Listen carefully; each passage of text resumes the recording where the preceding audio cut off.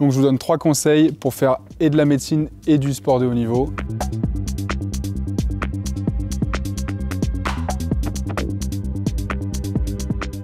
Première chose, je pense que c'est d'oser. Parce qu'en fait, le sport de haut niveau et la médecine, c'est hyper intense. Et gérer les deux en parallèle, c'est compliqué. Donc il faut oser le faire.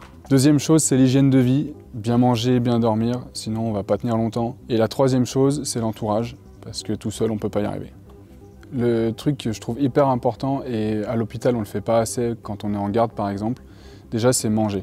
Prendre le temps de manger. Parce qu'en fait, si on n'a pas mangé, on ne peut pas faire les choses correctement. Et la deuxième chose, c'est dormir. Alors en garde, c'est sûr, on ne va pas pouvoir le faire. Mais par contre, le reste du temps, il faut s'obliger à se coucher un peu plus tôt ou essayer de le faire toujours à peu près à la même heure.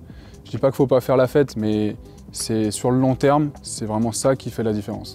Forcément, il y a des fois où tu vas un peu moins voir ta famille parce que tu as des choses en retard à faire, ou tu vas pas sortir avec tes potes le soir parce que le lendemain matin, il y a un entraînement.